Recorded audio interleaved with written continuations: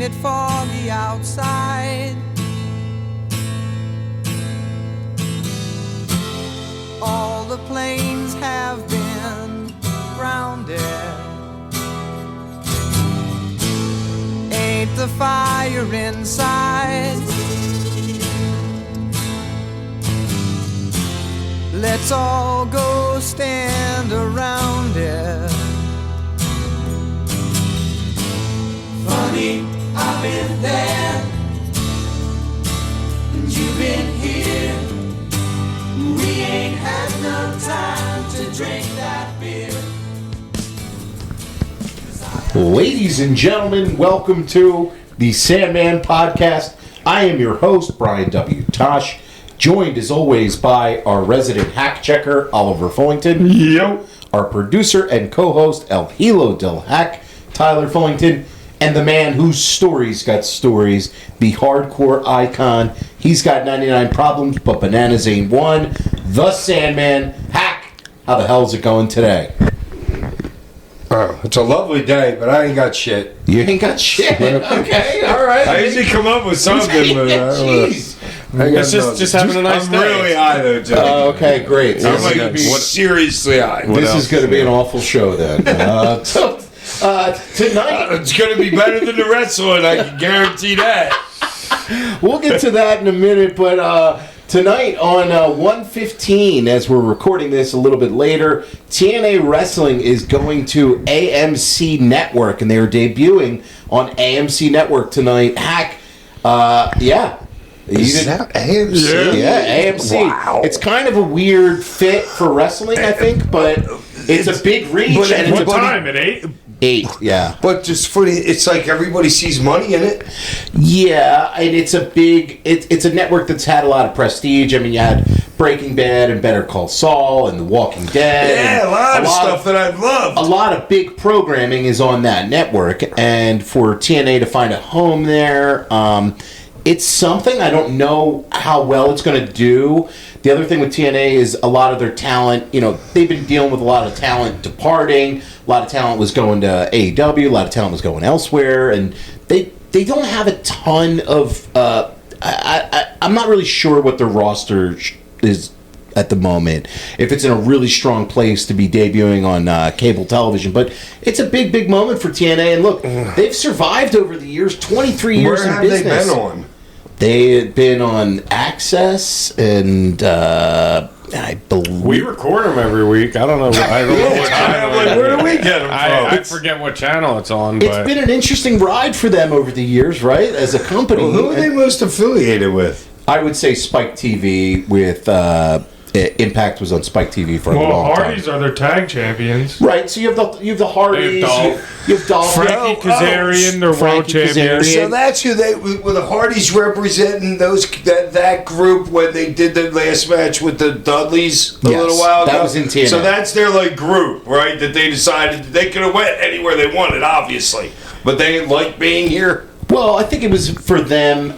They were coming off their AEW run, and Jeff had some, legal stuff and whatever. And I think that for them, it was the best option at the time. And I don't know if WWE was that interested in bringing in an older Hardy Boys, right? But for TNA, I mean, look, they've certainly done a lot of business with them over the last year with the Hardys, and obviously they're super, super credible. I think to your point, though, with like Dolph and a lot of the guys that they have, it's an older roster, so they have to find their next young talents, and you got a couple of them in TNA, and it's interesting to have another wrestling promotion on major cable television in the U.S. Do they have a guy right now who's They got Ziggler? Who's next? Yeah, but he's been around forever. That to me, I'm talking about a new guy. To me, Ziggler would be is around as long as a lot of those guys that are at the top of that level right now. Well, Hendry's on WWE now, isn't he? Yes. Leon Slater's relatively I new, didn't isn't know who he? that is.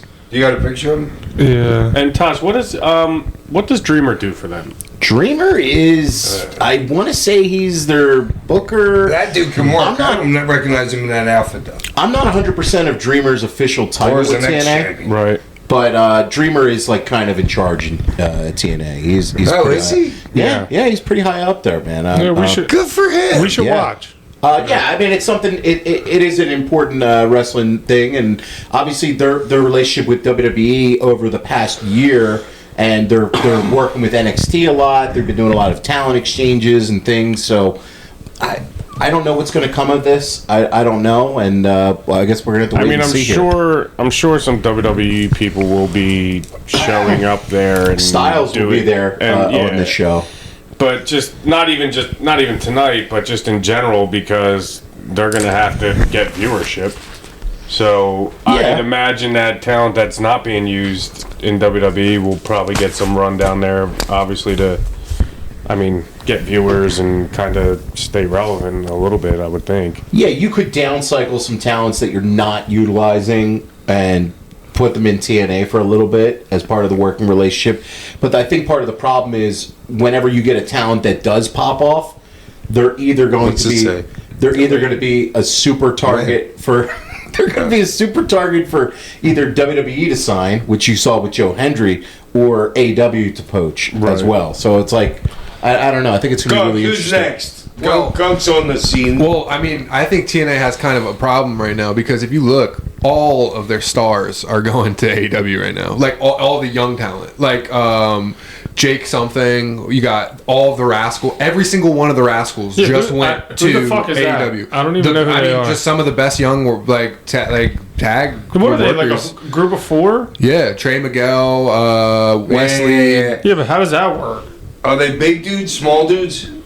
They're smaller They're called dudes. the Rascals. What do you think? Yeah, they look smaller. Yeah, but yeah, they were one of TNA's biggest. I mean, Wes Lee was being used tremendously in NXT for a while, and he jumped to TNA, and now he's going to AEW. So it's kind of strange, and that keeps happening. So I think TNA needs to watch out for that and make sure that they keep their young talent happy.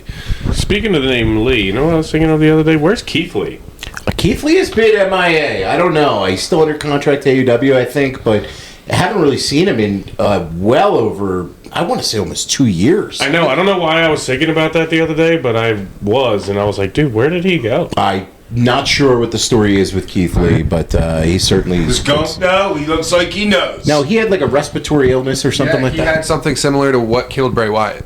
He literally almost died. Oh, really? Wow. From what I've heard, Keith Lee was like really close. Like, so I think he's just like recovering. Like, wait a minute. How is it that these two dudes have this thing and I never even heard of it?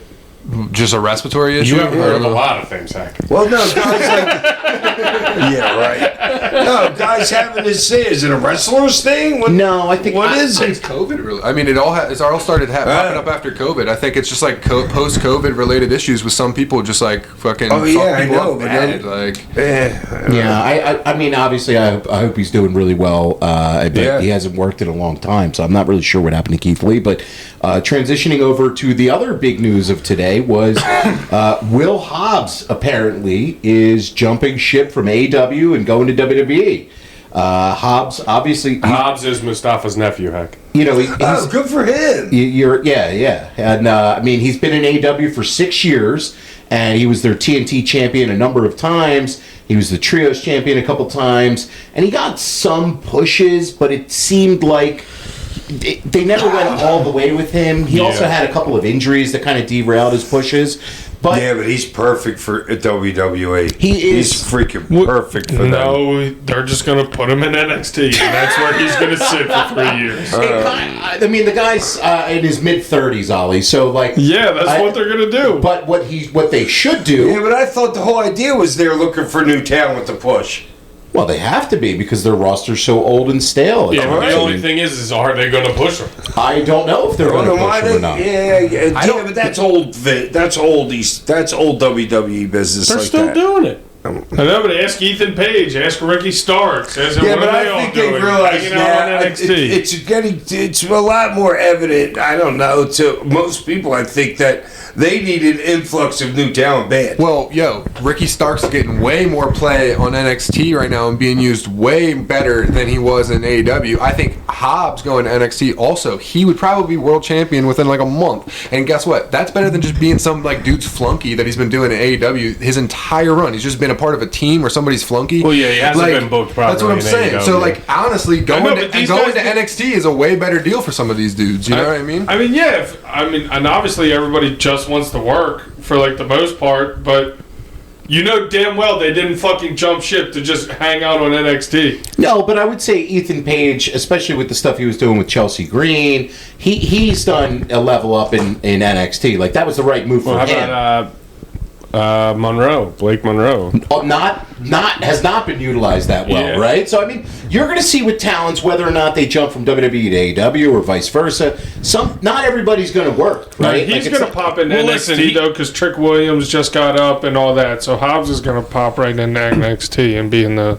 Well, yeah, and you think about it, he wasn't really getting necessarily used correctly in AEW, so why not try WWE? I mean, who knows? Right, and I mean, look, it's an opportunity for him. It's something different. I don't fault anybody for deciding good for him. whatever they want to do with their free agency in wrestling, right? Whatever company they want to work for, that's your decision. And To each their own. Yeah, to each their own. And I mean, I hope he kills it because I think he is super talented. I mean, when you saw Hobbs debut in AEW, I was like, oh man, this guy's just a good, fresh new face you could use up on the roster. He is. Even with the recent call-ups that they've had. He is, and I think if you debuted him right away in the right angle, you could get him as a credible guy in the ring with, a Cody or somebody like that even. Like, I think he really can be, but I mean, whether or not he gets utilized like that in WWE, it's a wait and see, I guess. It's also weird because, like, you have somebody like a Jeff Cobb. I mean, I guess he is like more of a... I guess he's more fucking pissed. I know, but I mean, he's main roster. He didn't go to NXT, so like. No, but he's in a group. That's painting his true. face now. Yeah, I mean, you know what? He probably would have been better off in NXT. Literally the clown show. He literally probably would have been better off in NXT. So Or maybe just main sit in roster. Japan. Honestly, Dude, I put that on maybe the other main night. roster isn't like always like as fucking peaches and cream as it seems. Dude, I put that on the other night and I saw like 6 dudes with their face painted. I just immediately turned it off. That was it like, for you? You couldn't Yeah, handle no, face I didn't painters? even see one spot. I literally just saw them all on the apron. The match didn't even start yet. Yeah, I saw it and I was like, oh, that's We turned it on and they were like about to ring the bell and Ty's like, nah. No, I couldn't do it. They were like, all the Samoan dudes had their 6 face painted like clowns. I'm like, I'm not even going to try. And I just turned it right off. Hack, for you, is Will Hobbs to you somebody who's upper mid-card main event potential? Mustafa's nephew. Yeah, I know. But I'm trying to look if they're going to if the people that are there are going to let it happen. The people that he's going to be in the ring with. Okay. You know what I'm saying? I don't know, and it's a hard call. It is. I don't think As much as they want new shit, does the old shit want to be replaced by new shit? No, yeah, who knows? And I mean, he's going to need Those spots are valuable, dude. Like valuable. He's going to need the right creative. He's going to need the right feud. You He's going need to Paul need. Heyman. Without Paul Heyman, he's done. I mean, I don't know. I mean, he could be. Dude, Like you can't go in. Dude, that's the Lions Den. Dude, the biggest Lions Den there is on the planet. Like in this business, dude. You need some big help somewhere besides your talent. Yeah. Or his talent. and not right now. Because he's not generational talent. Right, but he is somebody that you can see the dollar signs in. Yeah. You know what I mean? He has a great look. He has had a number of really good matches, and his performances are strong at some points where I'm like, oh, I see something in Hobbs. But I guess for a time, it's like, it's shit or get off the pot kind of time with them, where guys are getting into their mid to late 30s, and it's like for AW, do I consider it to be a giant loss? I think they're just going to keep going. It's not. But it could be a great thing for WWE, though. Well, and another thing is, to me, you would think that all these dudes that are in that upper, we always say 10, but it's really like 15. Who knows exactly how many it is? Don't all those dudes have somebody that they like that want to give a push to? Right, like somebody yeah. Yeah, like Cody's doing with what's his name? Cardona. Yeah. You know what I'm saying? Why don't those guys have dudes that have all the dudes that have shuffled through that company that have great talent that are doing something right now? You would think there'd be more guys in the upper level that would have something to do with guys getting jobs. Well, it's funny you said that. Trick Williams just interrupted Randy Orton the other night, which I saw, which Randy could be helping Trick get to the next, the next one. Oh, dude, you go with Randy, or you go up. You ain't going sideways. You ain't going down. You're going up. Right. And And those two, that's a good matchup. Those two. That would be, and this was an old thing that Raven said for when he was in WCW, where he felt limited by the Big Ten, right, which was all the top guys, and he said the only way to get into that Big Ten is if you work with a guy from that, which is how Dallas got over, because Dallas worked with Macho Man, and if you work with a top guy, even if you don't go over in the feud, if you're in a program with a top, All you got to do is get over. no, but if you're in a program with a top guy and you're associated with them long enough, you are then going to become a top guy by association. Or you're done, or they know your level. Then, Yeah. you know what I'm saying? Make or break time. Yes, Yeah. absolutely. They know that. Right. So, but it's very interesting with the talent and. Like I can see not right now, but I can see Hobbs having a thing with like McIntyre. For sure, and these Like those two big dudes, I could definitely see that. Or I could see, since they're breaking up Seth and Braun, like Hobbs being Seth's new muscle. right, something like along those lines. I mean, you'd be like pigeonhole him into a group again. I know, and that's the thing for him. I hope is that he doesn't get pigeonholed as the muscle or the goon of somebody, and you know what I mean. And gets to be Will Hobbs, the singles wrestler. Him and McIntyre, like I said, like that Right. would be legit. So Yeah, but I could totally see them trying to put him as a subordinate to a heel. Well, that's what I'm saying. You know what I Braun mean? 'Cause Breaker that's and so the other dude are typical. gone, and then you bring It's like, like, okay, we ain't bring you in just yet. You know what I But mean? that's what I'm Let's see saying. how Like you you react around like for a while. Braun's gonna be gone, and now Heyman brings in this new muscle for Seth that fucking gets rid of Braun and whoever. Dude, him and Punk have worked together in AEW before and had a pretty That's good true. match, so Yeah. you could throw him right in there with Punk. you could, and maybe look. I'm sure he's got some friends in the company. Like the Problem wrestlers, is Hobbs can't really talk that well. he's not great on the mic. He's Yeah. not. He's not a great mic guy. But That's why I said Paul Heyman. yeah, well, I mean, you can't put him What with other everybody. managers are there? There's not many other managers. in WWE. No, There's really manager's not. kind of a lost art right Yeah, now. it is. It really is. So, It'd be Don Callis, but he's got too many guys. Who's He's got a basketball team that he manages. Who's a nice woman that can talk? I'm trying to think. Yeah, but a good-looking white chick. There you go. I mean, I was gonna say, I know Lana's doing her. She said yeah. she was doing her indie tour or whatever the hell she was doing, but bring her back in. her that Maxine chick. I don't know, man, but that'll be it'll be interesting to see what happens with Hobbs in WWE, and obviously we're always going to be I'm keeping pulling for him. Yeah, for sure, man. It seems like a great dude and everything.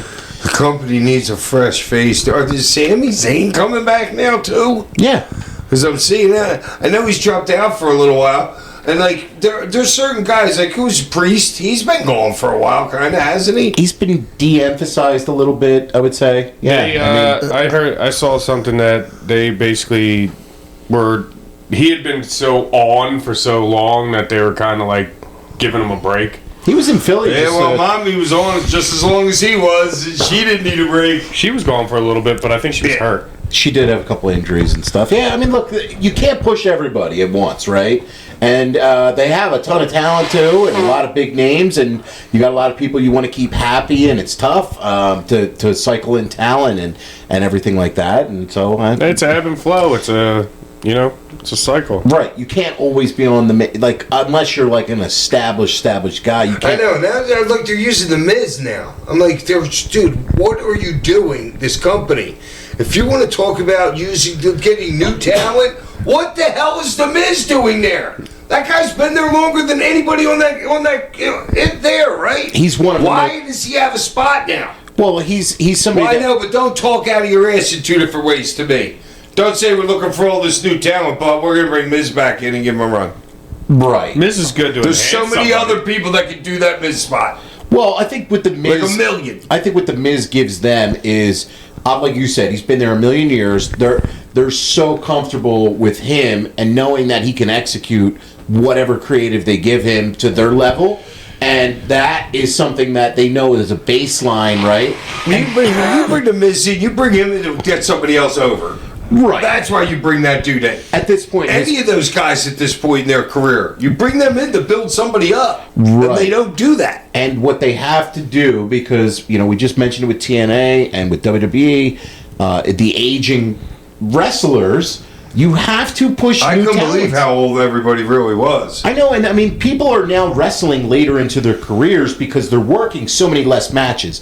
Guys now are working just like 50 matches a year instead of working 150, 200, 250. Yeah, maybe if that. Do you know what I mean? If Yeah, that. right. So your bump card is so much less than what it used And not to to be. mention the steady improvement over the years of medicine and training and whatever else. Training. And- You're right. Yeah, I mean, like how many matches did Punk really have last year? You know, or Roman or Cody? Or, Right. Not that many. Roman's had less than 10, but he was ill. That's the different story. Yes. You know what I mean? And But it's- Punk, same thing. And as I mean, less not ill, but- entertaining as it is, I mean, not doing as much headshots with like chairs and all, it is putting a longer lifespan on It's people's put- careers. that as well as the cultural change of the wrestling business, Yeah, no of, the, house shows. of the drugs and stuff too. I would say the pills and everything that the Well, now that the schedule's lighter, it's a little bit easier for those people too, and you don't need those drugs. those pills and whatever. You know Right. what I'm saying? Like a lot of wrestlers start taking them out of necessity because they can't sleep, can't do whatever, Well- and then before you know it, you're fucking. when what we saw You in have the, no choice but to get addicted. what we saw in the 2000s was a lot of wrestlers from that 80s 90s era die young, and it was largely driven because of I was doing 5 days a week in 2008. 5 days a week touring. Yeah. And working. Yeah, 2007 That's or just- whatever. I mean, yeah. And you weren't a young spry pup, so at And that you point- weren't even somebody who was like. Obviously, you were still having You were matches, putting on but you're, 20-minute but you're not a matches. main eventer. You know what Yeah, I'm saying? I was You're doing like- nothing. Like But just you're being doing on the seven- road's yeah, like growing. like you're doing 7 minutes. I couldn't imagine having to go out there and do 25 every night. Right. And that the, Actually work. well, but I will say though, the counter to Dave Meltzer just had a big thing up about the amount of matches people worked in a year and stuff, and how much less it is. But the counter to that is the fact that these wrestlers are working less, and so that they're not as good with certain things. Also, that's 100%. true. So it's like, yes, it's great for them. I'm happy for them. It's awesome for the business that the guys and girls are working less. What, like missing shots? Like missing a punch, you mean? Like Yeah, yeah, timing and everything, not being as Right, crisp. well, I wanted It's- to dial in what Yes. exactly what we're Yeah, I talking mean, about. we review It's- all these shows and like, dude, how many times are we really enjoying a lot of the work? They can do every move in the book, and they're so good at that. But then it's some little things like firing up or punches or timing is or the biggest lost art of it all, I think, in the business right now. Yeah, And also that's- to feeling the crowd. and that's because they're used to working these matches that maybe they rehearse and practice or whatever, but they're not used to when things go wrong or when things go sideways. Whereas a guy like you, Hack, everything was sideways, so everything was on track. Well, and also too, when you're in a house, when Well, you're that in a was part house of show, intoxication. and when you're in a house show and it's on TV, I know things are a little different now because people still have phones out, so like a fuck up can get out there live. on a house show, but like you can try things out and do like different shit, and if you fuck up out there, it's not the end of the world. Right. And your house show matches, Hack, I mean, WWE would do this all the time. Your house show matches were like your reps eventually to the pay-per-view match. So you'd go out there, and by the Yeah. time you worked that pay-per-view match, You worked that person so many times on indie, you know. right? So Right. it was like nothing going out there and doing the pay-per-view match. When then we at were that talking point. about it at Hack, you were saying they were like, Hack was like, dude, they used to do the entire WrestleMania card on a house show Except for before like a couple of the WrestleMania. mains, like they would do it. Yeah, they'd do 5 of the matches. That's- on, yeah. on a house show, Yeah, like 2 nights before. And I used to like going to Like house shows. that Thursday night before the pay-per-view, or Friday night, they would do like 5 of those matches. That's awesome, man. Imagine going to see, like, if you're in, like, Lansing, Michigan, and then and Mania's in Detroit And or for something. years, that's the way it was too. This is not a one-off. That's just the way it was. Yeah, I used to always like going to house shows because, like, it just was a different vibe at house shows. Like, it was... Well, and you would get matches that you wouldn't normally see. Yes. You know what I'm saying? It would be like one guy from like enhancement kind of coming up that they're going to push, or they're bringing him up from developmental, and a bunch of To me, the big difference was that there's no difference for me if I'm doing the live television or I'm doing the house show. You're a little bit more relaxed, but there's no difference to me, like nerves wise. But other guys, it's a big difference. Each guy's like doing house shows are like totally different humans than on a TV day. Huh.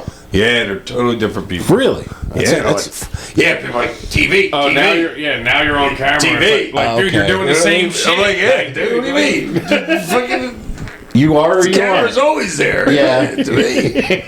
That's funny though. That's Yeah, some but people- dude, TV days, guys would fucking clinch up. Who had anxiety? Who got clinched up like that you're thinking I of? can't remember. Oh, you can't remember anybody. Oh, all right. Well, a lot of them. Just a lot of them. That's interesting. This week on the show, this might be an all-time. Me no chicky. Me no chicky. Should I? Well, hold on. Let me get first before we get into that. I want to talk about Puerto Rico wrestling, but I also want to ask Hack. I'm getting ready to fire up right now.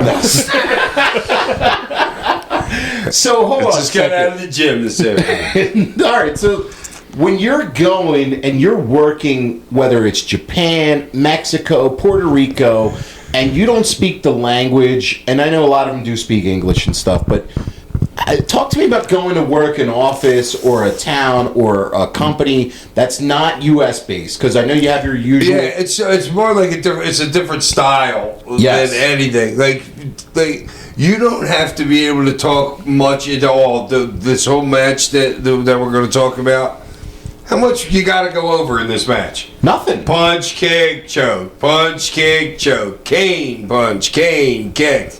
You know what I'm saying? You're not really doing much. But that match in Japan would be there. You'd see people flying around and shit. There'd be way more spots if that match was done like in Japan. Okay, so you're talking about the style of wrestling. Yeah. And Puerto Rican wrestling, it's not a strong. You can do nothing and get over huge. Oh, we know. We can tell. Just huge.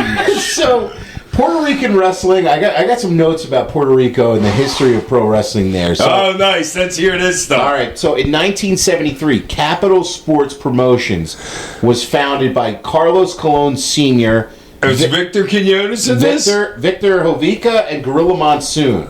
So they were the big company in Puerto Rico wrestling, and they had television. Gorilla, what year? In 1973, Gorilla was involved. Okay, because all right, Gorilla so was he? Gorilla would own that territory when he worked for Vince. Vince's father, yeah. Well, Gorilla, when I was a kid, I would say 1976, 77, 78, Gorilla was doing commentary on Saturday afternoon shows. So he was probably doing both. Yeah. That's just interesting to me. Okay. So they had stars. I mean, Carlos Colon obviously is the biggest star in He's the Hulk Hogan of that island. of Puerto Rican wrestling. Yeah. And for years, his main rival was Abdullah the Butcher. And just, Yikes. just the bloody brawls that they have. I have like a... The nothing they would do for a half hour. And they'd fill like baseball stadiums. Yeah. And Unbelievable. like Literally baseball stadium. Like I have people these, going nuts. I have these like best of Puerto Rican wrestling DVDs, and I've watched some of them before. I swear to God. Where the fuck did you get Back in that? the day, I used He to was have- tape traded, Yeah, and it's fucking awesome. The crowd heat is. I swear to you, think I'm fucking with? I'll send you a picture later. I Ollie. don't think you're fucking with me. It's just so funny. You have best of Puerto Rico. I know, I'm have, a little bit. I have girls going wild. There's levels to this. But the crowd heat that these guys would get, man, is just insane. Oh, probably people ready to fucking attack them. And the stories, I mean, they would Oh, throw. dude, they would throw batteries. Batteries at you and shit. Yeah, rocks, batteries, everything at you down in Puerto Rico. Worse Wow. than JD Drew.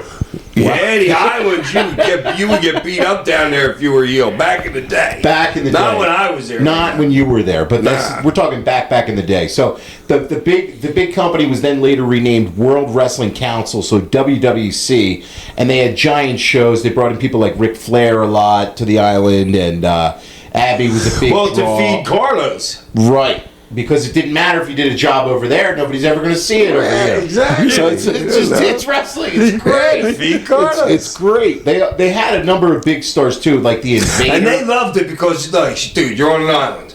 right. You know what I mean? It's They almost like loved a it. vacation. Yes, exactly. It's like going to work there. It was Well, like a especially vacation. like Hack saying, you can go there and get over and do nothing. Yeah. So it's like a night. It's literally like you're saying, a vacation. A big moment you gotta mention is in 1988 when Bruiser Brody was murdered backstage at a WWC show.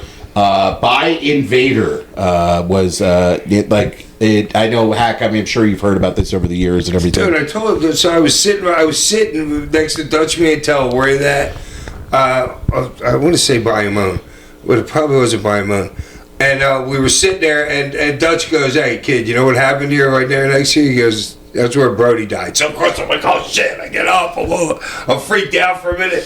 But it wasn't like it was a big locker room anyway. You know what I mean? And then he went over like the story and stuff like that. And I would say the whole locker room wasn't 30 by 30, including like the bathrooms and showers and all that. It wasn't big at all. I mean, just go and watch the Dark Side of the Ring on that.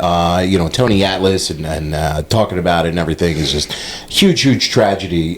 Bruiser Brody, obviously wrestling legend, and that's it's part of the history of Puerto Rico wrestling. I mean, you can't not mention it.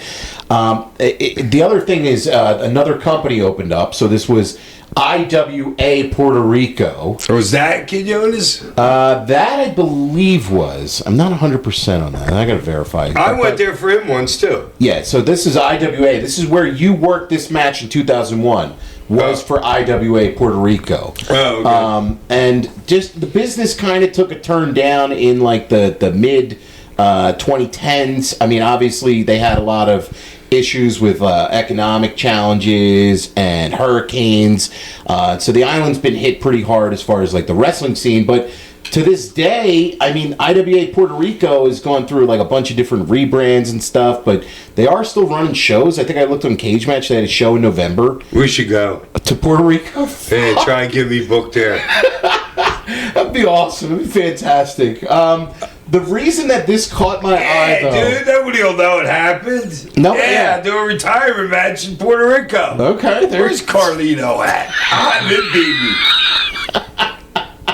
Well, that's the other thing. I mean, they've had, like, some of the stars of Puerto Rico. I mean, obviously... Well, everybody went through there. It was just a place that you went. It was just like a territory in the United States. You know what I mean? Everybody went. And you had that beautiful island and that beautiful beach where everybody stayed right on the beach, man. It was great. Hercules. Loopy's was the bar. Hercules was a big WWC guy. Remember him in the 80s for WWF? Yeah. Hercules. Sure. Pedro Morales, obviously a huge Puerto Rican wrestler. And holder of the WWF heavyweight title. There you go. I can't see the year. I'd say 76.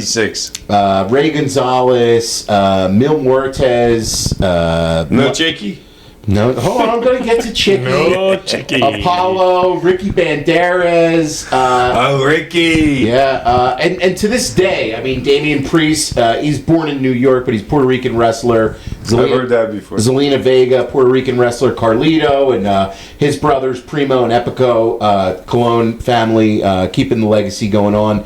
And then how could we forget about the performance that Bad Bunny put on for WWF a couple years ago when he got in the ring? I mean, he was absolutely tremendous. One of the best celebrity wrestlers. That Who? Why'd you say it like that? Bad Bunny? I don't know. It was like Bad Bunny. I was trying to put a little... All right, Joel. A little stank on it. Yeah, I was trying to put a little something on there, yeah. Bad Bunny had a match with Damian Priest. Yeah, Bad Bunny wrestled, and he fucking killed it. So yeah, he was good. He was really good. I'm not sure what pay-per-view WWE is going to run there in 2026 or 27, but they are going back to Puerto Rico to run a pay-per-view. Smart. Yeah. So...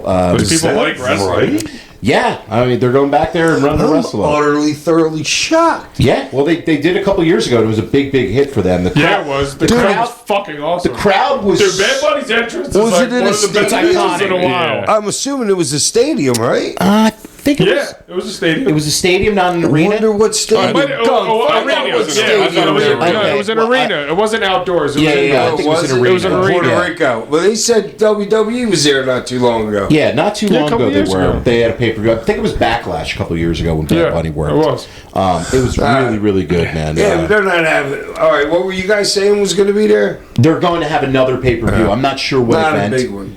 Well, but I mean, They never even had a big arena though. But like when I used to go there, they didn't have a big arena in the place. There was a bit. They had baseball stadium because they played baseball. Yeah, that was like 20-something years ago. There was like the Pan American maybe freaking Backlash. league or something. Backlash was at Coliseo de Puerto Rico. Miguel I don't even fucking know. How many people? I was going to say, what's the capacity? Agri-lot. Oh, you killing me, guys. Yeah, I don't know. Okay. All right, get on that out. But it's just some of the history and legacy of Puerto Rican pro wrestling. And you said when you go to Japan and you work, it's a lot different than going to a place like Puerto Rico. And one of the things The fans. What they expect. that's one of the cool things about wrestling is like an art. Backlash is going back in 2026 Okay, so May now 9th. okay, so they're going back in May this year. Yeah. They'll be there. Wow. Okay. What pay-per-view is that? What is Backlash. I know, but what do they do when It's just it used They wrestle. It's the first pay-per-view. It's the first. It's the first pay-per-view after WrestleMania. all right, okay. Yeah. All right, that makes sense. There's a lot of shit's going on then. Yeah. We going? Vegas, Puerto Rico? Okay. Yeah. Book it. But one of the cool things. El about- Sandman Pato? Well, you are El Hilo de la Hack. I mean, Yeah. well, one of the cool things about wrestling, though, Hack, is that as an art form, everywhere you go, even in the States, every little area has its own twist on it. And Puerto Rico is this brawling kind of violent style. Dude, there's places like in other islands where it's like voodoo. It's like wrestling like voodoo and stuff. There's a show about Vice. it. Yes. You were making us watch the voodoo one the one day. Yeah, dude. There's like, I don't know. It's like wrestling, but is it wrestling? I don't. It just works everywhere. All right. Like whatever it is. Yeah, it does. It's a universal language almost that kind of It's just and a little bit dialed more into your area. right. I mean, Al Snow in the head is somewhat voodoo, I guess you could say. Yeah, It's voodoo-esque. a little bit. So the reason that we are covering Yeah, it is. the reason that we are covering this match is shouts out to Elliot's Wrestling Twitter on Twitter. This guy, he's helped us out on the show a bunch, and he put up a video of Elliot's his name. Elliot's Wrestling Twitter. And I was going to say. he tweeted out Sandman in Puerto Rico brawling. E.T. with the finger, dude. Sandman in, Look at the flyers. he tweeted out Sandman in Puerto Rico brawling with the great Chicky Star, obviously having an absolute blast. This is tremendous. Yeah, he And does it. It's obvious I'm having fun. And I sent it. I'm marking a lot in here. Yes, you are, and I sent it to you, and then you replied to him on Twitter, and this was your response, Hack. Cocaine in Puerto Rico was, all caps, great. That sounds like me. Look at the babyface Yeah. fire I'm showing. That's Yeah, what you that's tweeted back at cocaine, him. dude. That's like clearing your nostrils, that fucking baby face fire. It's like you're half-ass gagging and half-ass but we're- fired up. We're watching the show, and Hack's doing his fire up, and Hack's like, dude, that's what that crowd wanted. That's that type of crowd, you know, like playing to that crowd. If you like Hack's saying, like each crowd is different. He wouldn't have done that for Anybody ever? You ever see me do something like that? No, I never. See you fire up I like that. know, because that's what you do. He when did it you're in there. WrestleMania fucking 23. He did the fire up. Yeah. But then you also notice like Chicky's doing the please no. He's you begging know, off. Great, the begging no. I love but, begging and begging. but that's the thing. The fire up goes with the beg. Like it was a perfect. Yeah. you know. So the theatrics of it all. We'll put up a link to this match, but this was IWA Puerto Rico in 2001, and it's their Rumble. My fire up is funny. It's their Rumble. so ridiculous. It's their. We're gonna have to get 360 bags to do a painting of that right there. Oh my god! Yeah, the fire up. The fire up. Yeah. This is their Rumble Boricua, and this match starts off with my boy Chicky Star coming out. Me no Chicky. And this is, I mean, if you listen to the show, you probably know the story, but I'm going to tell this again here. So it's WrestleMania 40 weekend. I've never been backstage at wrestling before, and Hack invites me to tag along with him all weekend, and we're at the March Hitchcock Memorial Show. We're backstage at the ECW Arena. I've never been backstage in wrestling before. And Hack and Fonzie are talking to Savio Vega, who I recognize, and another individual that I didn't recognize. And then Savio tells us this great story about Mind Games '96. And then Hack says to Fonzie, "Oh my God, Chicky Star looks fucking great. He must be dead, I guess. I'm an idiot. So then Hack says, that's Chicky Star. So I clock in my head, oh, that's Chicky Star. So then when he says that, Savio and Chicky come over and talk to me, and I say, thank you for your time, Chicky. And Huracan Castillo, who's in this match, looks at me and says, "Me no Chicky," and he laughs right in my face. I wish I could say I planned that. No, you didn't at all. And I wish I saw your face when he said "Me no Chicky." I felt like so. your first time being back. Oh yeah. Oh wow. I was just. He felt. And Tom's totally like, "Thank you so much, sir. Thank you, Chicky." It's possible for him to look small that it happened. I felt so embarrassed. I was like, "Oh my god!" Can't wait to see that again. And it was in fact Huracan Castillo. So Chicky Star, not Huracan Castillo, is the guy that you start off with, and he's rocking jeans and a t-shirt, and nothing says. He might be the oldest guy in the whole match, and he's starting out with me. And he's starting out with you, Hack, and you make your entrance, and I will say this too about this Puerto Rican crowd. They were chanting EC Dub. I know. They were chanting EC Dub. I know. I was watching it, and I'm like, I can't believe motherfuckers in Puerto Rico are getting a hold of ECW tapes. Fucking somehow, some way. No, we were on their TV, I think. TV somehow. Yeah, we were on their TV somehow. Magazine. I don't know what, but like you're making your way through this building, and it's got all these stairs and steps and all, and you're making your entrance, and it's a great entrance, and you're feeling it right there. I can see you feeling it in the entrance, and you're soaking it all in, and then you guys just go to brawl, and it just spills out right there on the floor. Yeah, he attacked me from behind. He attacks you from behind. The heel. The heel that he is. Yeah. And this is just like 15 minutes of nonsense brawling that is the simplest wrestling, but yet it's awesome. And the most delicate wrestling. The most delicate brawling ever. It literally could have been on stage like back in Roman times. That's how freaking ridiculous the wrestling was. But it worked, and the crowd was so into it. Why would you do any more? Why would you do anything else? What was there 2 bumps in the match? The 2 backdrops? The 2 backdrops off. Yeah, the back body drop was your back body drop you gave him was great. No, you gave one to Chicky. Yeah, to Chicky you gave that's one. him. They know. They know where to post. But that's it. That's like so you start brawling with Chicky, and man, you got him on the floor, and you look to the crowd, and you turn around, and you do your fire up, dude, which is just like he's doing it right now. He's feeling it right now. It was so awesome. The crowd's going nuts. And then you just... Dude, I'm like, this is so ridiculous! Dude, it feels ridiculous when you're doing it. But it works! It does! And then you whack him with the cane, and he does this great sell where he flops down on the ground. It's just so simple. There's nothing in this that's, like, complicated at all. Oh, the Hack's looking to the crowd like, one more? Yeah, one more? And he's like, no! Yeah. Waving the arms like, no! It's perfect.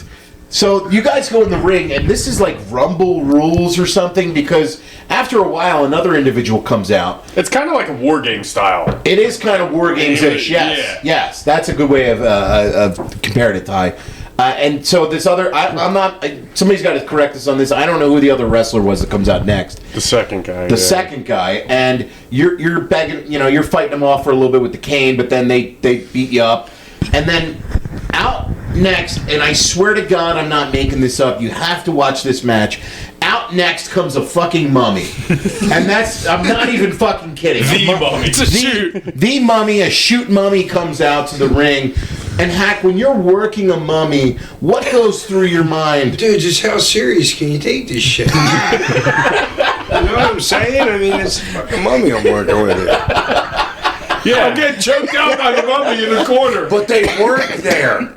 That shit works in islands. Like, dude, like voodoo, like everything works somewhere. Right. You know what I mean? It just does. It just works. It's wrestling. And So the Mummy. And unlike War Games, this is now 3 heels to Hack's 1 baby. To Hack's 1 baby. Dude, Yeah. and I wasn't even blown, too. I did pretty well here, I thought. I think you did awesome. Yeah, I think you did great for what you were asked to do. You're working a mummy in a 6-man rumble. We need the behind shot of the fire up. Oh yes, absolutely. So Hack, it's now 3-on-1 with you with the Mummy in there. It's Star Corporation. They're beating you down, and in next comes Savio. It's funny because we're sitting there watching, and Hack goes, "Who's gonna save me? It's got to be Savio." Yeah, it was I like, thought it was him or it could have been Ralphie.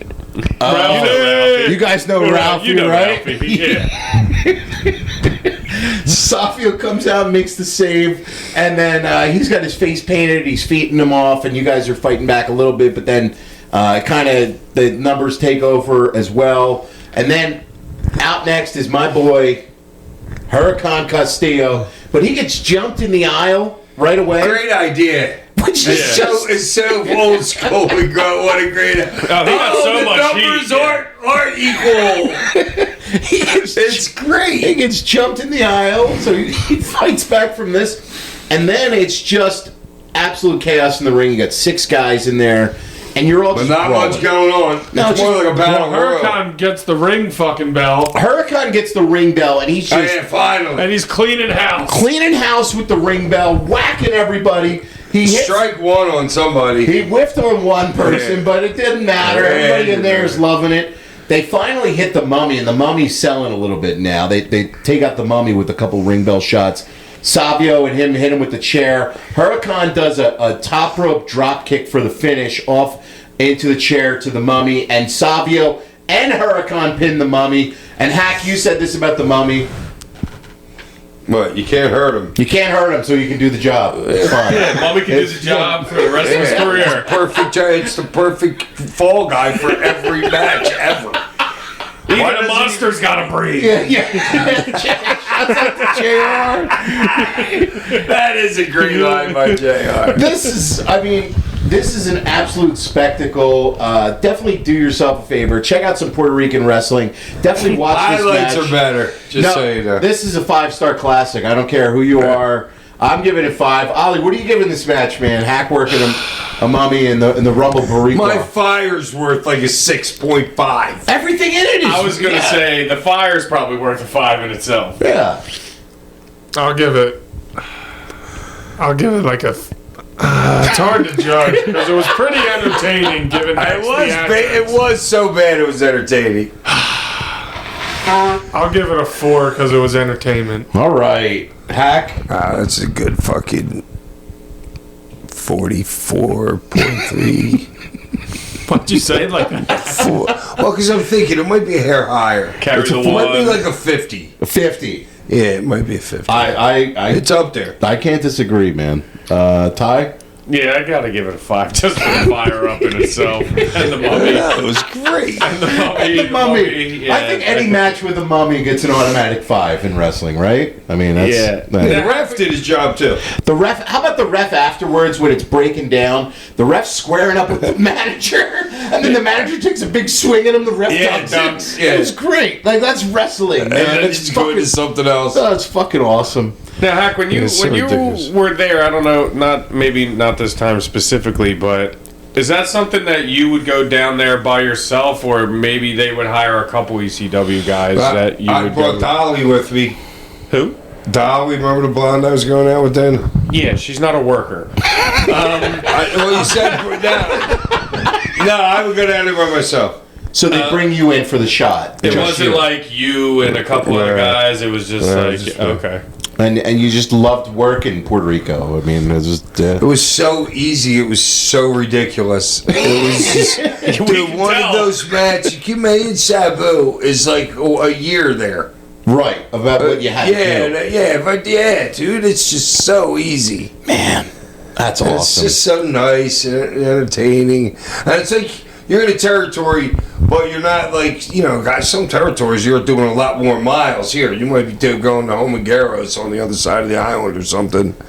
and you're still back by like 10 o'clock at night. And you're on a beautiful 11. beach. Yeah. You're hanging out with cool guys. You got I wouldn't hang out with any of them. Oh, wow. 'Cause they were island boys. Oh, okay. So they weren't hanging at the hotel. Oh, okay. Okay. There's plenty of shit to do there. Believe me.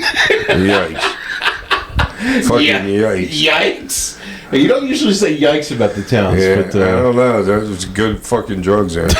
Coke was a big drug back then. okay. Yeah. Well, that was our topic this week. Next week on the show, WWE Royal Rumble 2004. I was in the house for this one. It's in Philly. Was I in this? No, you weren't in this, bud. You only worked the one Rumble, man. I know. Was that year? No. No, it was the one we we did We last did week. that last week. We were. We did a Rumble last week? Yep. No, we didn't. Yes, we did. Yes, Oh, we yeah, that's did. right. I wasn't a okay. Holy shit. Man, see what we're working with, guys. Yeah. This was a really fun one. It's a classic Rumble, so we're hitting some of these before the big annual event later in this month. Some housekeeping. All right, here we go. I like housekeeping. I got an important announcement to make. Bruno Mars is coming too. Oh, is he? Well, you gonna go? September 1st, I'm he's taking going all to the my link. kids to that one. That is your favorite musical artist, Bruno Mars. People out there I love Bruno. People out there don't know that about Hack. It's his favorite musical artist. I was so psyched when I just found out his tickets are on sale. So you're going in September. Yeah, me. You weren't with it, were you? No, I haven't gone yet. Yeah, it was me, you, and Pumpkin, right? Yeah. But did me and you go before without her? Yeah, we went one time. Yeah, so we've seen him twice. All right, nice.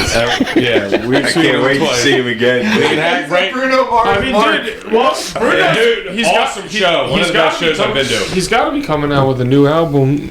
I just heard a new song. I just heard a new song of him that I With like. this tour coming. Have you so- heard his song with Sexy Red? Have you heard that song? That's a I haven't heard any of his shit. That's a I don't banger. have my car much. It's a banger. Completely. Yeah, that one. I heard another new one. that What he's got channel would coming I hear it on? So when I'm in my car, I'll It'd put be it a on. rap channel. Fat Juicy All right, and rap Wet. channel. Juicy and Wet. That's a banger. Yeah, it's called Fat, Juicy, and Wet. If you put Yeah, that that- on in the club, That'd be like you'll get lit. 98.9. We're gonna review Fat Juicy Wet next week's show. Let's do it! Royal Rumble. No, do it on reactions. Do Oh, it there on you go. Fat, reactions. Juicy, and Wet video. You can react to that. Hack loves Bruno Mars. Yeah, Absolutely he's loves the Bruno man. Mars. Dude, he puts on a good show, man. Oh, there's a music Him video and his for boys it too. just having fun. Reactions. That's what it Fat is. Juicy and Wet music video. There you go. Let's do it. I got to announce too, starting with this episode, you'll see it on all of our social media. We are collaborating with the great 360 Bags. He's going to be doing paintings for every episode that we cover on the show. Yeah, this dude's the man. If you gotta haven't get seen an- some of his stuff, check it out on Instagram. We It gotta is get an awesome. explanation behind that name. Yeah, we do need that, an explanation from that 360. But Joey Bags, it was cocaine. I don't think that has anything to This do with guy's about to be into cocaine then. well, okay. No, I'm kidding. No, but I do. The Joey Bags was a guy that had bags of coke on him all the time. Well, maybe that Makes sense. Yeah, maybe he is. I don't want to rat him out here, but you guys can check that out on our Instagram every He's week. got bags of paint. Yeah, he's got bags of paint. You guys can check that out on Instagram every single week, and definitely check out his site for any of his paintings. I know he's got everything commissioned out there, so it does fantastic work. So we're really excited about that. Listener, oh, you got something, Ty? Hold on. February. Yes, it is the 21st. 21st and 22nd, Manchester, England. Manchester, England. Yeah, they're lucky as shit. You got to come out and see Hack for all our UK listeners, all our European listeners. Hack will be signing, and there's going to be a show as well. Team Sandman, Team RVD. Yeah, But yes, we will be in Manchester, February 21st, 22nd. So if you're in the area, mark your calendars. Check set it out. up. Check it out. It's the first time Hack will be there. And how long, Hack, you think?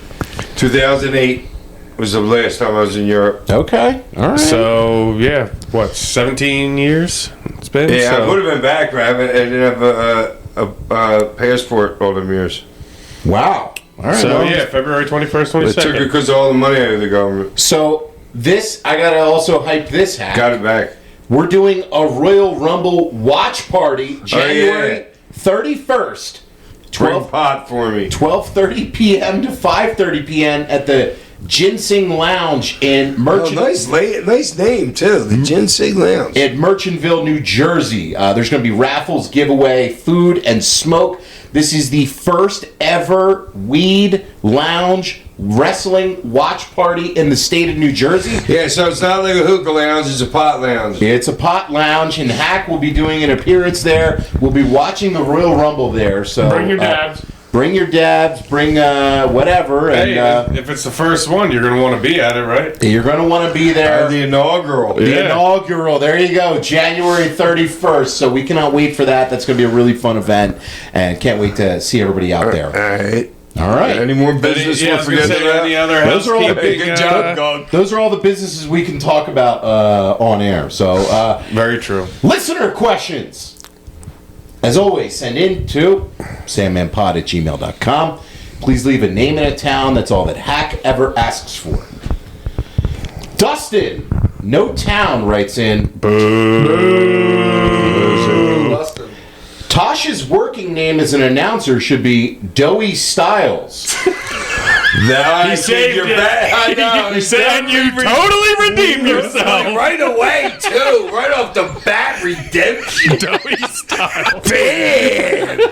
That's fucking great. Just on the PWE commentary, J.A. Dummy Styles. Yo, but dude, he showed up well a couple weeks ago when we were doing that shit. We were at that show. He's on his way. Yeah. No, he's on his way. That is a phenomenal name. He actually sent that into our Instagram, and That's I had, fucking great. I love you for that. We didn't tell you this week too because we were texting in our group chat, and we were like, I'm worried that Hack might die of his coughing laughter from that. Oh, that's the greatest I forgot thing. about it. I forgot It is about so it. And good. it repopped. Dude, it's one of those Yes, things. I totally forgot It's too. past just being funny. It's like epic. It went right to epic.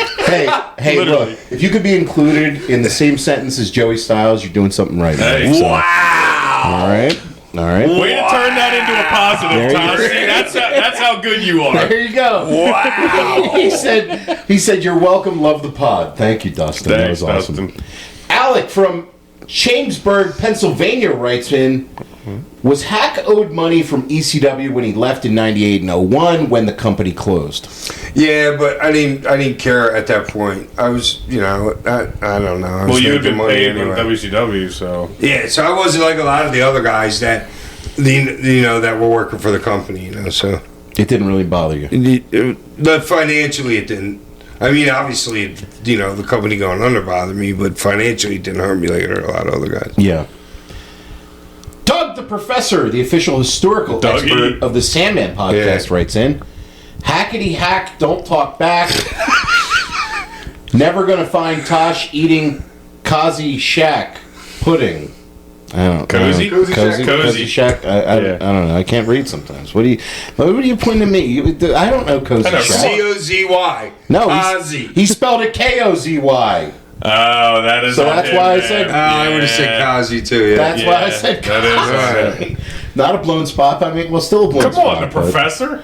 At any rate, you guys. Yeah, really, you moron. Maybe he's a blood and he can't use seeds. Oh, you're right. Yeah. Maybe a blood. Yeah, Or get back to us on that one, Bobby Dougie. then. I mean, we're bicking back being bull on this show over here. I don't know about you. Right. Yes. I don't know. That one went over my Hack head. must be a crip. He doesn't understand. Yeah, I'm a crip. With this house, we have no affiliation. You guys are MS-13? Okay. Yeah, we have no affiliation.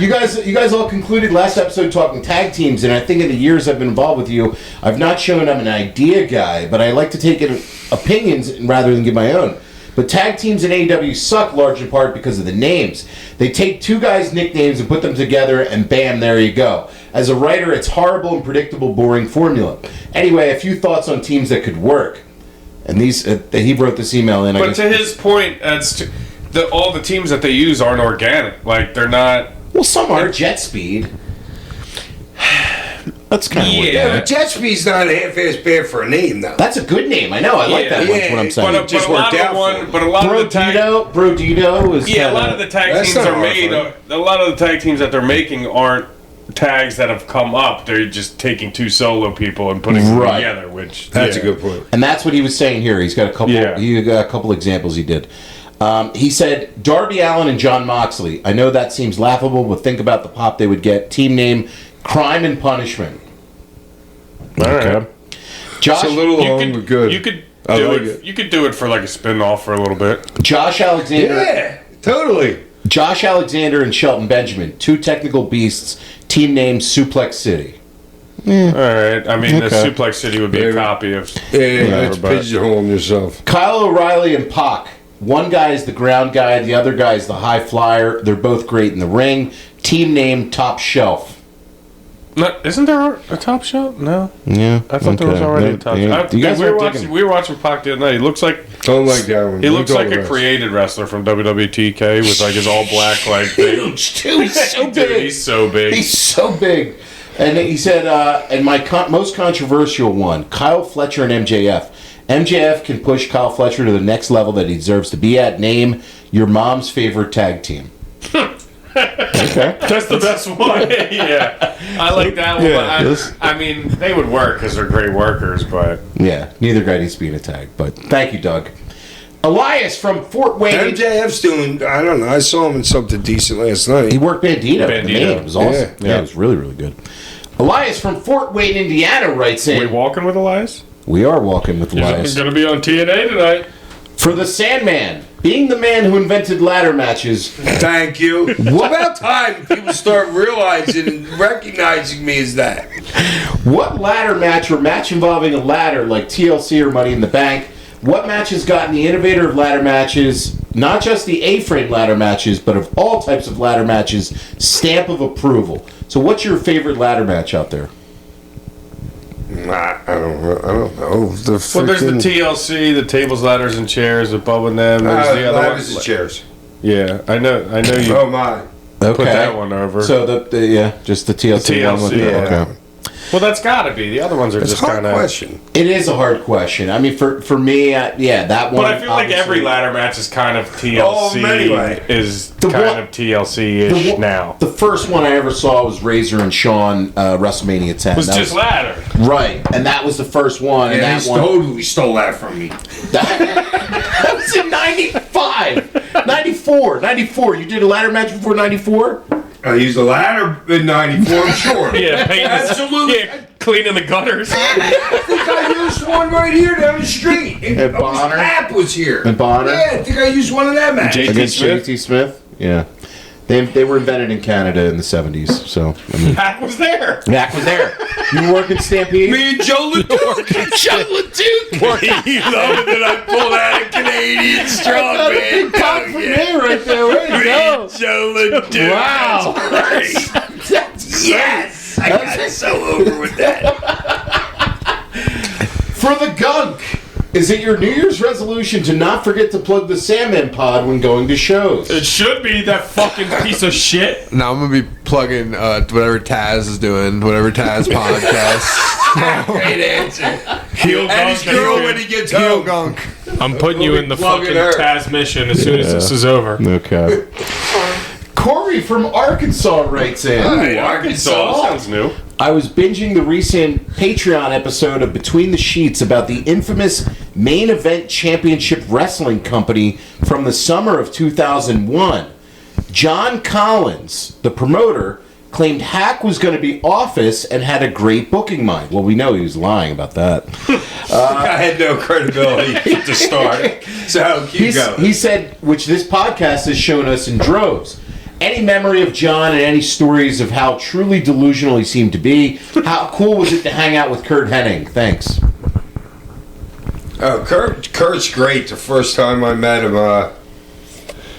I was driving a ring back for Todd Gordon from like Kansas City, and I was going through whatever they did on Tuesday. It was a freaking Tuesday. Whatever town they were in, and it was like fucking Tuesday. Would it be like Cleveland? No, Kentucky or something. Okay. Yeah, and I never even met him before. We were sitting in a bar, and every time he did a shot, he would chop the shit out of me. Okay. Kurt's. Yeah. What year was this? Well, I was getting a ring Mid-90s? for Todd, so Todd was just getting a hold of the, and the ring actually ended up in the arena, set up in the back of the arena. So this is like what, 92? Yeah, right around there. Okay. That's So a shot and a chop? So, but this is Yeah, I from, had to drive out there and pick up the ring from Doug Master's backyard, and we put it all in the truck, and I was driving it back here, and I happened to drive by freaking the Memphis territory, so I stopped in. okay, you just popped in, and Kurt Edding's there hanging out, and you're next Yeah, to me. Macho, it was Henning, Macho Man, and nobody else like big. Was he Okay. throwing footballs to himself like 40 yards down the field? That's funny. If there was a pool table, I would have called him out. But do you remember anything about this MECW company that was going to launch in 2001? Yeah, he was using some kind of gimmick money from Canada or something like that. Yeah, he was at work. Joe LeDukes? He was, No, John Collins. Well, yeah, when we did the show, freaking somewhere, freaking he got arrested the night before in one of the shows that we were doing for him. The very first show we I put think it was together at the for him. arena, and I think you worked Sabu. No, he was there. He was there at that one. There was another one that he got arrested before. Okay, so this guy was just a complete fraudster. Yeah, he paid. He paid. You know what I mean? You got that Canadian fake money? Yeah, he paid. But Made it rain. do you remember anything where he was talking to you about trying to have you be office? Or, Oh yeah, he or- wanted to he wanted to start a territory and everything. He just couldn't get all the money into the United States. he had like pie in the sky plans because at this point, 2001. There's no WCW, there's no nothing. ECW, right? So Yeah. you got a lot of these guys out there, and this happened a lot over the years where different money marks or whatever, promoters, people would pop up and the boys would hear about it and stuff, right? So like... Yeah, this- Tracy Smothers was with this guy in the beginning. Okay. Yeah, he had like a really, like a big, like talent pool. Like the I talent think that was, Chris Candido went down there with me. I bet A couple you, other people. there's a lot of people on this card, I'm pretty sure, from the arena show that were on like this, Oh yeah, there was a lot of talent on the court. because I was in charge of the talent. you were in charge of the talent. Yeah, I forgot all about it. Yeah. Really? So this was your booking? We got to watch this show. No, it was fucking no. You It know was me. you getting the guys. You were Yeah. hitting people up to work and Yeah, I didn't stuff. care about booking. I never cared about booking anything. But this is interesting though because it's like a weird time in the business where it was like, Yeah, he was one of those guys. The problem was the fucking money. Yeah. Through some Ponzi scheme. yeah, well, Yeah, it was that. Yeah, it was. I'm starting to remember more. Yeah, it was a Ponzi scheme. okay. So that's. They got a lot of money they couldn't get in the United States. But you got your money. Yeah, I got paid. Okay. John Collins for you guys. So you got to look into that. MECW in 2001. Heart Attack Rick writes in. All right, Rick. Rick back at it, making a brief Santino Morello this week. Been super busy lately, but still finding time to listen to you losers. Is it just me, or did anyone else think this match started out as a squash match for Captain Loser? Chicky was just being a limp noodle bitch for the Hackster and his 24-inch whiffer cane shot. Seriously, Hack. Whiffer cage shots. Your whiffs were so far away from Chicky's head, a I didn't want to non-fan, kill him. a non-fan can see a mile away, and the fucking idiot Chicky still sold the shots, and not very well, mind you. And Jesus Christ, Hack, what's with you and the old, dusty, dirty, bastard wrestler gimmicky opponents in your late career? Did you just like to see the dust flying off them like you like to see the dust flying out of your cock every time you jerked off, you fucking twat? Wow. Dude, wait a minute. What year was this? 2001, you weren't dusty then. I wasn't late No, in my your career. opponents. I got Yeah, stuck your on mommy that, was. but what he said after that sounded funny. Okay. Anyways, on to the question. Was the swim from Hollywood, Florida to Puerto Rico worth the 5 pesos and to get your ass literally wiped by an old dirty bastard mummy worth the trip to the 51st state, you fucking chump? Yes. Okay, said And yes. it's not a state. Chump. He'll see you. He'll see you in Red Lion this Friday, tomorrow. All right. Heart Attack Rick. So you better have a receipt for Heart Attack Rick. There's going to be for this harder cop. cane shots than he gave Chicky. Yeah, you better watch out, Rick. Oh, Well, this- Rick, you're done tomorrow night. Trash Can Travis from Philly All writes right, in. Trash Can Travis. Shots, this is you. No, it's not. This is Trash Can Travis. Big hello to Tosh and the one and only Captain Beer Can Crusher. So I guess that's you. Been watching the podcast for a while now, and so far it's one of the best wrestling podcasts I've listened to. Thank you. Great stuff, and look forward to seeing many more episodes this year. Which ECW matches do you think are really underrated or didn't get enough credit than it should have? Oh, there's a million of them. I got There's one. so many technical man. There's some stuff that Benoit, Malenko, Guerrero, Stuff's great stuff. Dude, Jericho- Guys. I think he's Jericho talking and off the, Scorpio. off the Yeah. beaten path though that people might not have Jericho, seen. Or too. I think one that like is like I think it's probably like a top 5 ECW match ever is Psychosis and Tajiri. This is after Psychosis came back in 2000, and he doesn't have the mask on. And the match that they had was fucking insane. Like it's a 5-star. I absolutely love that one. Anything pop off to you, Ollie? Not off the top of my head, no. Yeah, that's tough to pull off the It top is of tough. the dome. We're talking hidden gems, like off the beat. And Hack, you don't, right? You got nothing. No. What was the question? Yeah, exactly. No, Yeah. I mean, there's a bunch of work that. Spike Dudley and Mike Awesome. Oh, there you go. That's fucking great. I actually saw that not too long ago. A clip of that not too long ago. He just fucking kills him. And all you had to do for Mike was just sell like a little bit, like for Spike's offense, with like his little bit of offense in there. But Mike just fucking. Spike was so good at taking offense too, man. Oh yeah, I mean, Spike was great. Anything Him for and you, Mike. Gunk? You got any ECW matches off the beaten path people might not know of? That's a no. Yeah. Yeah, I don't know. Yeah. I'm never going to. So yeah, or you don't know? I'm never going to again. Yeah. I'm never going to Gunk again. That's it. He just. Johnny from San Antonio writes in. All right, Johnny. Yo, I just want to start this question off with shouting you boys out for always showing love and shouting me out on the pod, even if it comes with a few fuck the Cowboys ad-libs. And in a couple months, it'll be about Fuck the Cowboys. fuck the Astros. I fuck with you boys for real, my Philly brethren. If you could plug my IG, Johnny Dangerously Gracias. Johnny Dangerously Gracias. IG. Well, no gracias. That was he's saying Sorry. that was a thank you. Yeah, Johnny Dangerously on Instagram. Johnny, you the man. He's a good man. He is. We met his family at WrestleCon. He and his real whole good family were man. out there. So I was live in attendance for the 07 Rumble at the AT&T Nice. Center here in San Antonio. Hack was the first Rumble. It was my first of 4 Rumbles I've attended.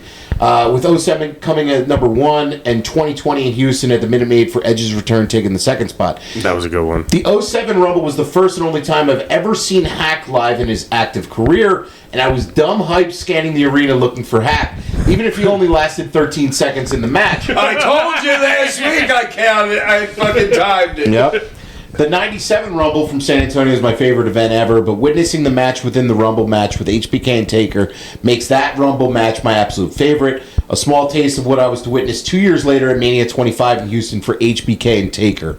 I do remember wanting to purchase the WWE ECW Sandman joint at the event, but they didn't have any for sale. SmackDown and WWE ECW were in San Antonio the day after the Chris Benoit tribute show, where they never mentioned him once. I do remember seeing the Sandman tee for sale that night, but I opted for CM Punk's tee instead. Alright. Boo hiss. I don't mind that. I love Punk. Yeah, no, I'm only kidding. And he said, now it's my question this week. I remember I asked him about the 07 Rumble back in like episode 5 or 6, in which, if I remember correctly, he, as usual, didn't really have any recollection of being in San Antonio. As usual. So I ask again, does Hack have any memories of San Antonio from that day? Was it his first time working in San Antonio, and has he been back since? You boys should come down to San Antonio. It tends to be dope. It was hot. It was hot. You worked for Shawn Michaels down in San Antonio, right? Yeah, it was hot. Do you remember anything from that show? It was hot. Dude, come on. No. You been to the Alamo? No. You didn't go to the No. Alamo. You of all people. Wow. Oh, it Okay. was hot. Okay. He said it was just How was that Buffalo? How was that Buffalo win? You lived in Florida. What are you talking about? Texas Dude, not is- that kind of hot. Yeah, Texas is a little different. He said the Texans are taking the AFC and will be in the Super Bowl. Hey, I'll be rooting for you. I like the Texans. And, I bet him. and please, for the love of God, Uh-oh. get Hack out of those Velcro sandals and back into some Sean Kemp's for old time's sake. Some show and Kevs. Johnny, let me tell you, we're working on it, brother. Yeah, we are I working see on know it. what I'm wearing. You're in every picture. You're rocking the same Velcro sandals. I know, it's the greatest thing ever. Why wear anything else? Jesus walks. It makes no sense to put another shoe on. Both got crucified. Both wear sandals. Yeah, alright, there you go, Gunk. Yeah. He's carrying on the angle. Don't do that, Gunk. Both love Don't do that, Gunk. Yeah, I'm God. He doesn't need a fucking pump up. Eric from Los Angeles writes in. Eric, have we heard from him before? I don't know. He said this past November was the 20th anniversary of Eddie Guerrero's passing. Did 20th. Wow. Fucking wow. Did Eddie or his story help you out in any way? Do you have any memories of Eddie? His story has inspired me in so many ways. Rest in peace, Eddie. Hey, he was just great, easy going, cool guy that you could hang around with and like just bullshit with and not worry about what he's saying to you to have him like, you know, like another fucking alter. That's just how it was there. And I knew him a little bit from from ECW. So he was genuine, always in every instance. Yeah, it was not, it wasn't. He didn't care about like the hierarchy of anything in any like. But you have to be right. And he was like above all that. Because I think he knew how great he was. I was just going to say, like, he had so much self-confidence. Like, he knew, like, dude, whatever happens, I'm good. But it's funny because when you talk about your WWE time, it just sounds like high school.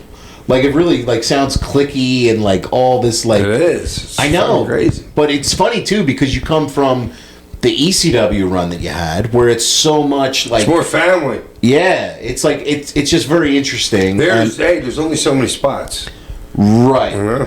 And that's a lot of guys just politicking and whatever. And that's cool that Eddie was like that. And obviously, I mean, Eddie's, you know, he's on everybody's short list of greatest wrestlers ever. But I don't think I've ever heard anybody say, like, a bad word about Eddie, like, ever. Like, just... I don't think I've heard He was it. great. No. Gosh, did Hack ever work, Eddie?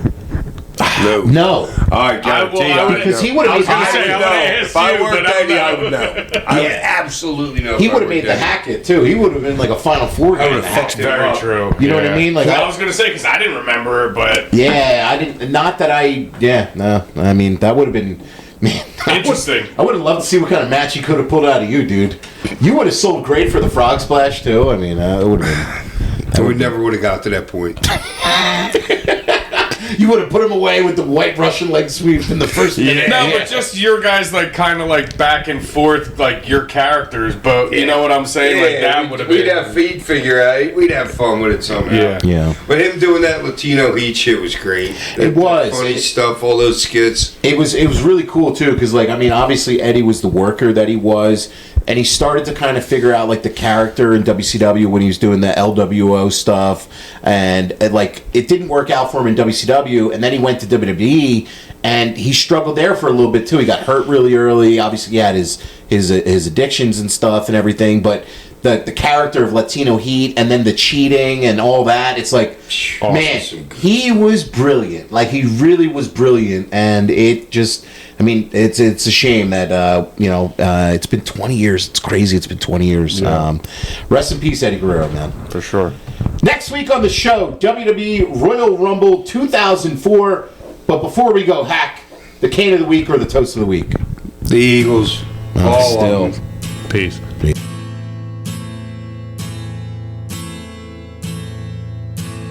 Ain't it foggy outside?